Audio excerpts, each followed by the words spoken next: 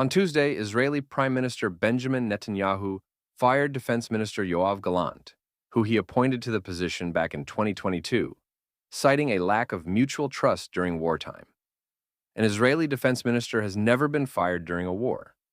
I do not include this fact to imply anything, but it is noteworthy, and, as they say, there is a first time for everything. If you have been paying attention to Israeli politics since October 7th, then you know that the firing of Gallant was months in the making and just a matter of time, postponed again and again due to dynamic wartime conditions such as Israeli assassinations of high-profile enemies, hostage negotiations, and Iran's missile attacks on the Jewish state. Since October 7th, Gallant has gained particular respect as a popular professional defense minister. The only outfit he wore during the past 13 months was a jet black dress shirt with black buttons, a black undershirt, black pants held up with a military nylon black belt, and black shoes as modest as a priest's uniform. The hollowed garb screamed grief, magnitude, and personal atonement by the retired general and 30-year IDF veteran, who was Israel's top civilian security official on the deadliest day in its history. "How do you know he's a military person?" asked Nira Yadin, one of Gallant's former political aides. "Because he can live a whole day on 2 dates." As an officer in Shayetet 13, one of the Israeli Navy's elite units, leading up to the 1982 Israel-Lebanon War, Gallant and those under his command swam distances to the enemy shoreline that a unit comrade of his would not disclose even 40 years later. That he continued to don all black demonstrates the war's objectives have still not been accomplished, which means there are still 250,000 internally displaced Israelis, hundreds of thousands of soldiers mobilized, and 130 hostages, many of them dead, in Gaza. It also means there are still Israeli soldiers dying in Gaza and Lebanon nearly every day, though these numbers have been impressively low thus far. Here's how, in part, Netanyahu presented his firing of Gallant to the Israeli public, translated from Hebrew, on Tuesday evening, quote, "In the midst of a war, more than ever, full trust between the Prime Minister and the Defense Minister is required. Unfortunately, even though in the early months of the campaign there was such trust and very productive cooperation, in recent months that trust has cracked. Between me and Defense Minister Gallant, significant gaps emerged regarding the management of the campaign, and these gaps were accompanied by statements and actions that contradicted government decisions and cabinet decisions. I made many attempts to bridge these gaps, but they only widened. They even became known to the public in an inappropriate manner, and worse still, they reached our enemies, who took pleasure in this and derived significant benefit from it. These choice words, blaming Gallant for helping Israel's enemies, come at a particular interesting time. This past weekend, headline news broke about a possible scandal emanating out of the Prime Minister's office, in which several suspects from this office, the Shin Bet, Israel's domestic intelligence agency, and the IDF, were arrested for questioning in connection with an ongoing investigation into the alleged deliberate leak of classified documents from Prime Minister's office operatives. This potential scandal is especially newsworthy in Israel because, among other reasons, such a deliberate leak surely harmed Israeli soldiers and the hostages, if it indeed occurred. Then, also on Tuesday, an Israeli court cleared for publication that an additional probe is being conducted by the police's Lahav 433 investigation unit into criminal incidents, last year reportedly linked to wartime meetings. Lahav 433 investigates serious crimes, including public corruption. While most of the new case's details remain under a gag order, Netanyahu appeared to confirm that the investigation, which has been in progress for some 6 months, concerned his office, releasing a statement blasting it as, quote, "an unprecedented hunting expedition against the Prime Minister's office in the midst of a war." Perhaps Netanyahu's firing of Gallant was made in an effort to divert attention from these front-page scandals emerging out of the Prime Minister's office.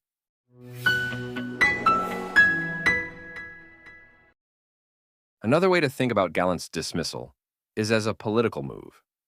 Both Gallant and Netanyahu, among others, have been at the highest levels of Israel's leadership for much of the past 15 years. Those familiar with the thinking of 65-year-old Gallant do not believe that he wants Netanyahu's job, though in the endless chaos of Israeli politics, he might find himself with it anyway. When the political career of 75-year-old Netanyahu inevitably ends, or when a new election cycle takes place, whichever comes first, Gallant would be one candidate perfectly capable of seizing the political moment, thanks at least in part to the massive military achievements notched under Gallant's leadership since October 7th. In this case, Gallant would likely defect from Likud, the party in which he has been a member and Netanyahu chairs, to start his own party. Such is common practice in Israeli politics. For those less knowledgeable about our political landscape, the country regularly has dozens of political parties, all vying for 120 parliament seats. And whoever chairs the party that receives the most seats, according to a popular vote, becomes prime minister in most cases.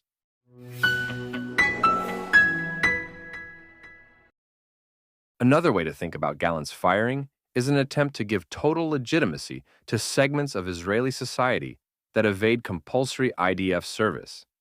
For Netanyahu, some Israelis claim, the tipping point fell when it became clear that Gallant would not fully cooperate with the evasion laws. You see, the Prime Minister's governing coalition depends on the support of two ultra-Orthodox parties, which have been insisting that the government legislate to preserve the exclusion of most ultra-Orthodox Jews from military service. Netanyahu has been experiencing great challenges in mustering a majority for such legislation, and Gallant, aware that the standing army and reserves are under extraordinary strain, and that the IDF needs all the recruits it can get, led the opposition to this legislation. Israel Katz, who Netanyahu has installed as the next defense minister, is expected to dutifully abide by the prime minister's wishes on this and other issues.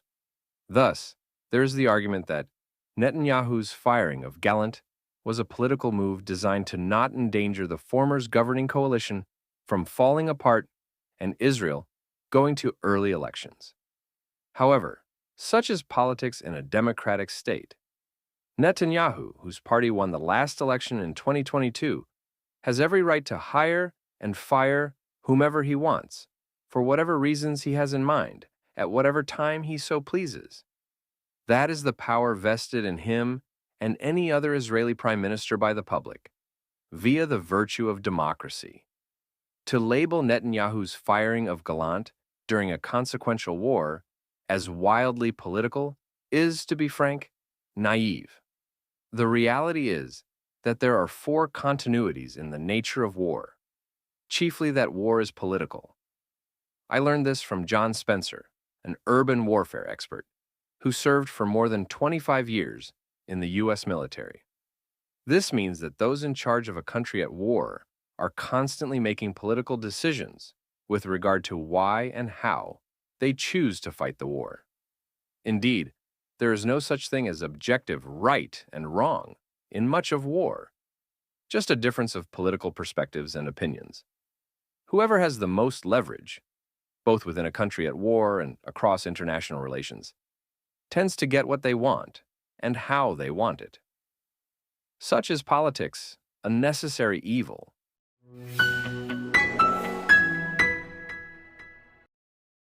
Another way to think about Gallant's dismissal is that, according to some left-leaning commentators in Israel, Netanyahu is trying to consolidate power into his hands.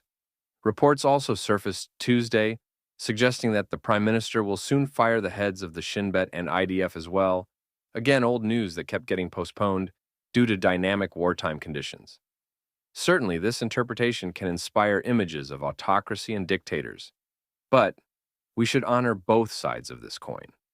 Another way to think about decision-making consolidation, especially in a time of war, is that quick, singular-minded decisions tend to be more effective in working to achieve the stated war aims.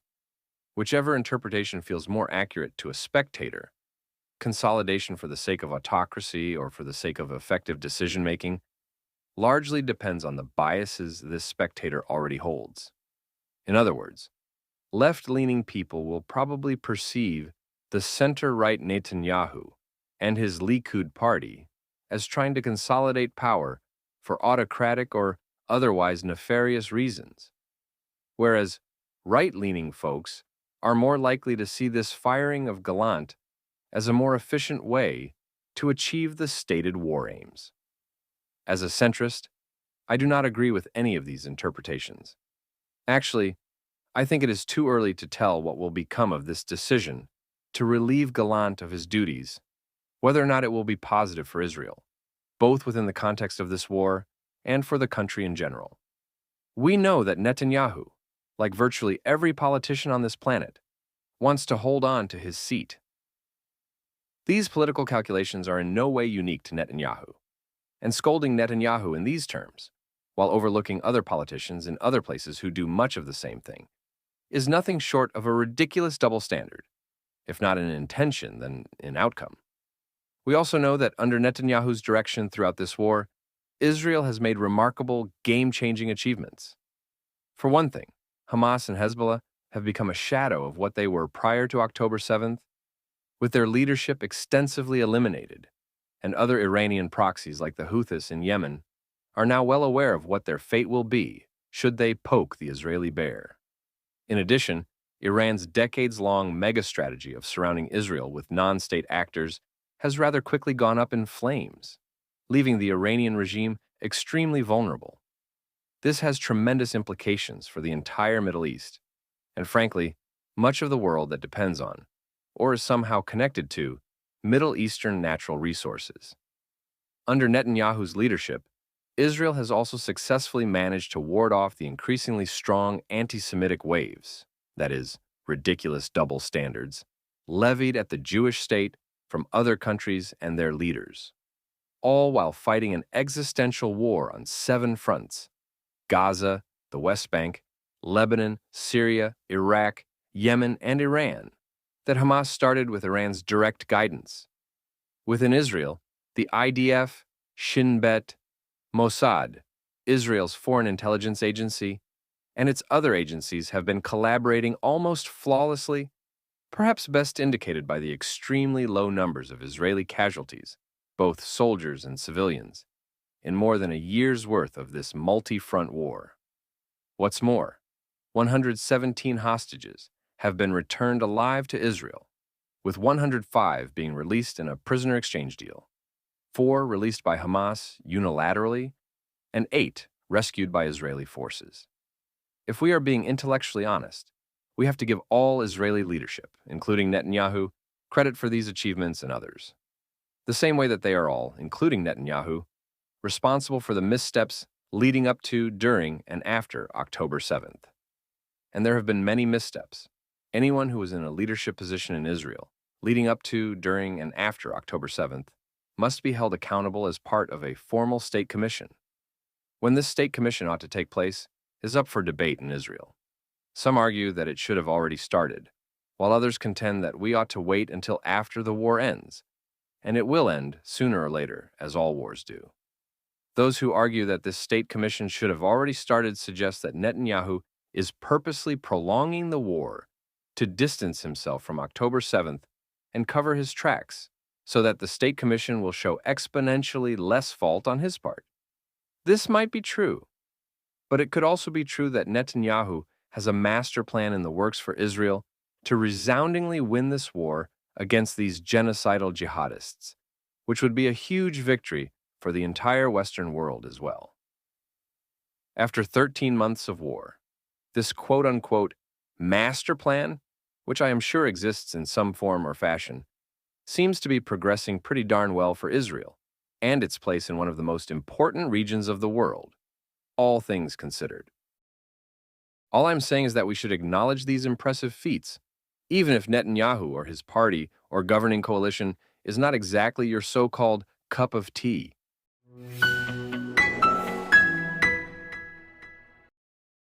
A few months ago, I reached out to a handful of Israelis whose opinion I very much appreciate.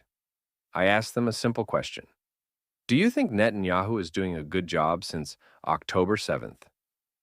One of these Israelis, she used to work for many years high up in one of Israel's security establishments, and she is politically a centrist, wrote to me, quote, "I personally believe that Netanyahu's conduct on all levels, military, political, public, exists in conjunction with one central factor, and that is Netanyahu's legacy. Whether he takes responsibility or not, it doesn't matter, because Netanyahu knows that he is currently in the history books for the most terrible failure in the history of Israel and the Jewish people since the Holocaust. For any leader, it is terrible, and all the more so for Netanyahu, who brands himself as Mr. Security and defender of Israel."